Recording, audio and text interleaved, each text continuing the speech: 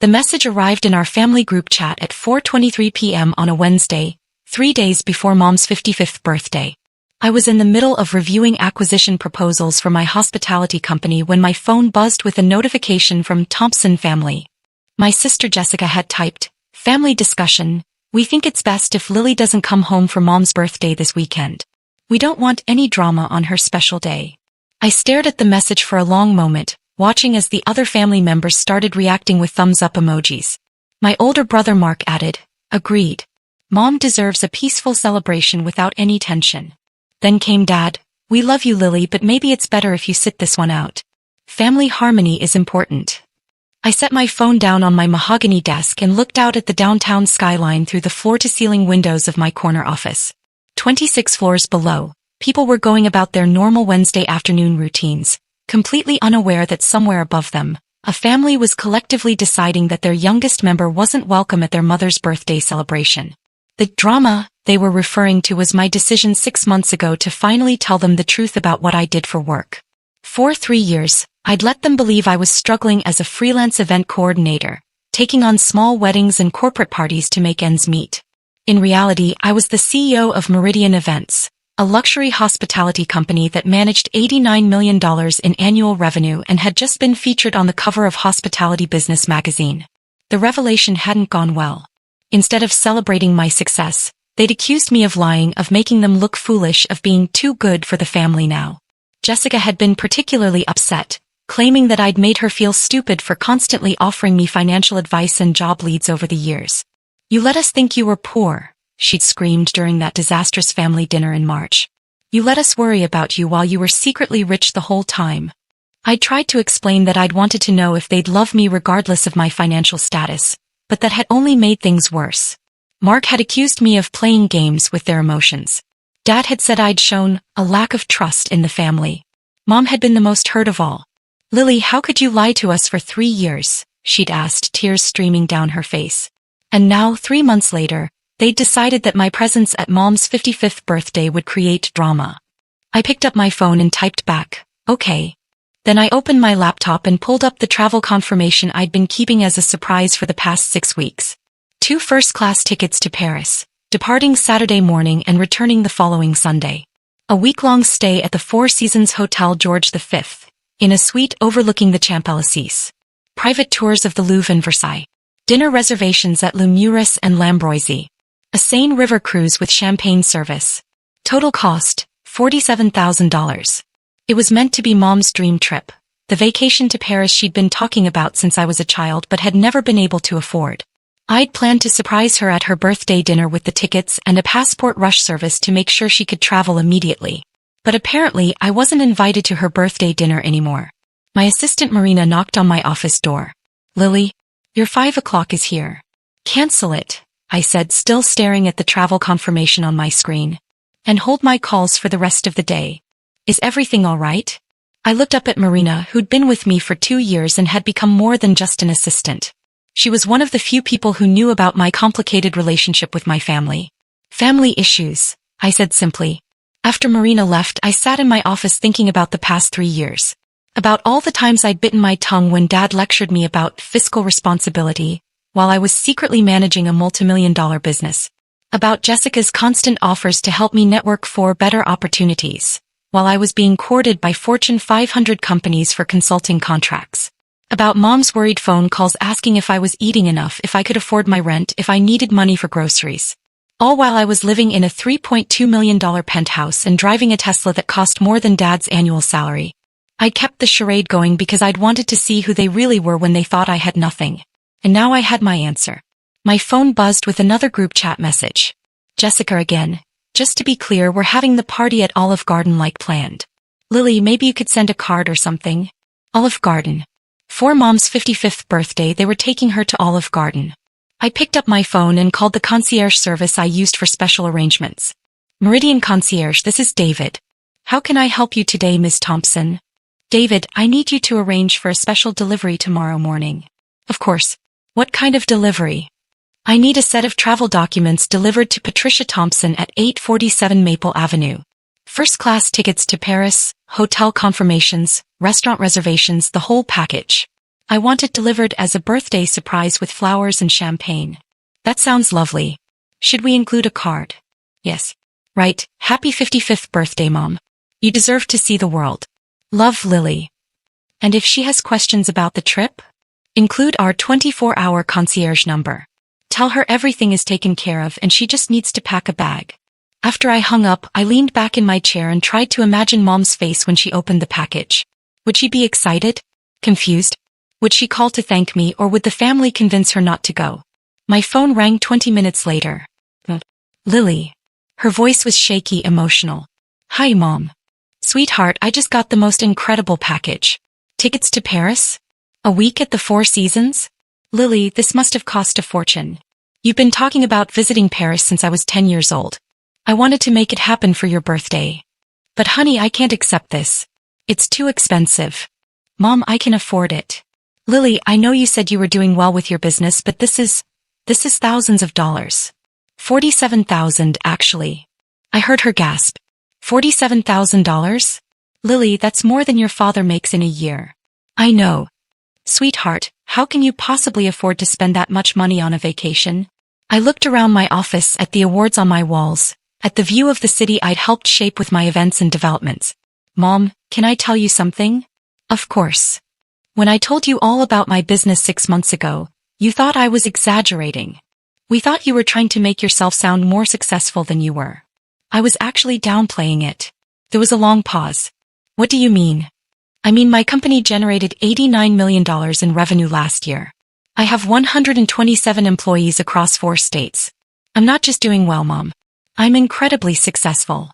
89 million, she whispered. The Paris trip isn't a financial stretch for me, Mom.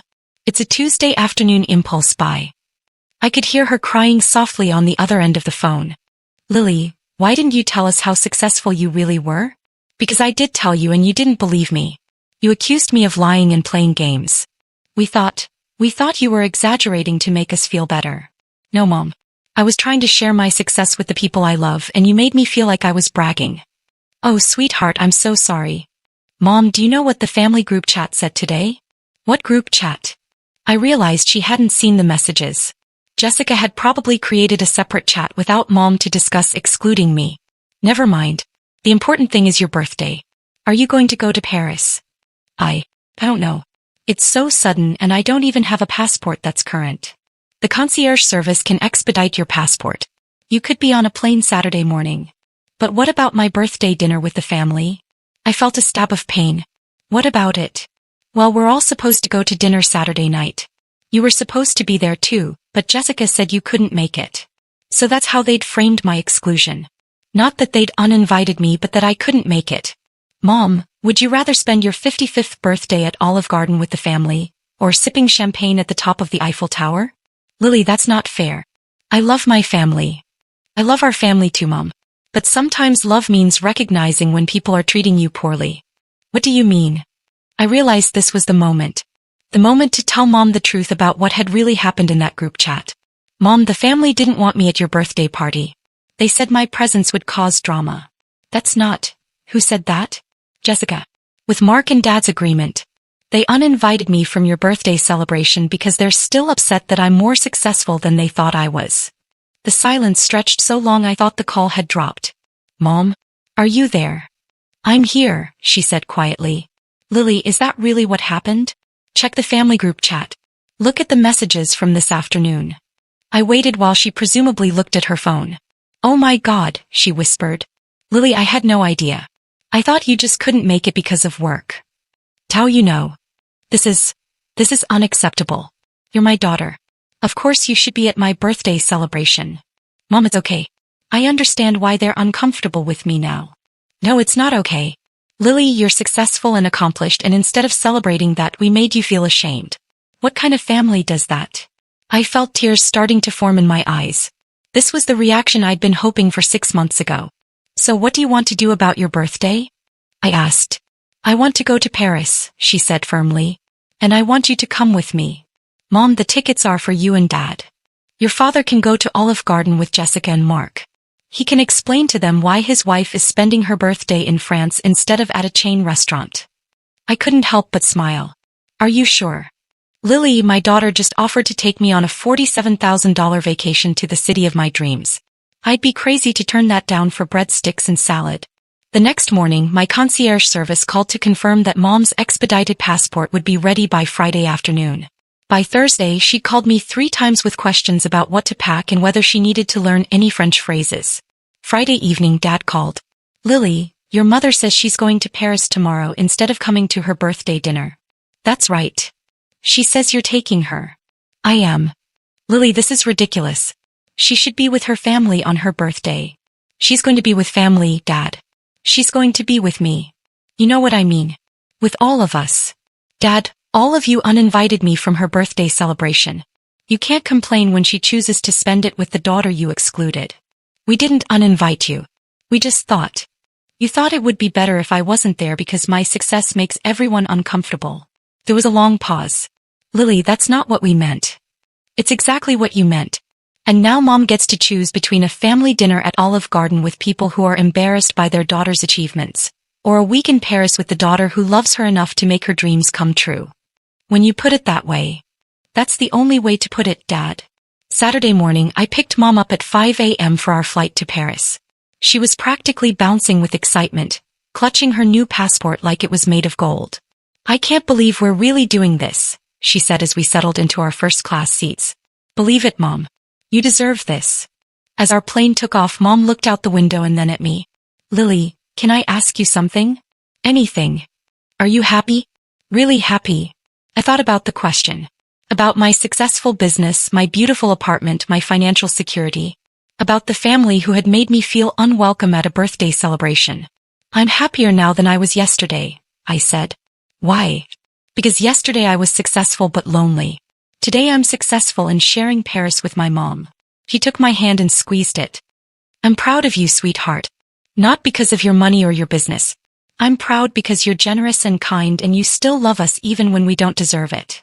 Mom, you always deserve it. What about Jessica and Mark and Dad? I looked out the airplane window at the clouds below us. They deserve it too. But they need to learn how to accept it. Over the next week in Paris, Mom and I talked more honestly than we had in years. I told her about the loneliness of success, about the difficulty of maintaining relationships when people can't see past your bank account. She told me about her fears as a mother, about wanting to protect me from disappointment, about not understanding that I was already stronger than she'd given me credit for. I want to understand your business, she said over dinner at Le Muris on Tuesday night. Why? Because my daughter built something incredible and I want to know how she did it. As I explained the intricacies of event management and hospitality development, I watched Mom's face light up with genuine interest and pride. You know what I want to do when we get home, she said. What? I want to throw you a celebration party. A real one where we invite people and brag about how successful you are and show off all your awards. Mom, you don't have to. Yes, I do. I need to make up for 6 months of making you feel like your success was a problem instead of a miracle. When we returned from Paris the following Sunday, there were 17 missed calls on my phone. All from family members who had apparently spent the week seeing Mom's Facebook posts from the Louvre, the Eiffel Tower, and Versailles. Jessica's voicemail was particularly contrite. Lily, I saw Mom's pictures from Paris. I can't believe you took her on such an amazing trip. I think we need to talk when you get back. Dad's message was simpler. Lily, I owe you an apology. A big one. But it was Mark's voicemail that surprised me most. Hey Lily, it's Mark. I've been thinking about what happened and I realize I've been a terrible brother. Your success doesn't threaten me. I was just jealous and too proud to admit it. Can we start over? 3 days after we returned from Paris, the entire family gathered at my penthouse for what Mom insisted on calling my success celebration dinner. She made them all look at my business awards, read the magazine articles about my company, and listen to me explain how I'd built everything from the ground up. I want to work for your company, Jessica said over dessert. Not because I need a job, but because I want to learn from my little sister. I want to understand your investment strategies, Mark added. Maybe you could teach me how you grew your business so quickly.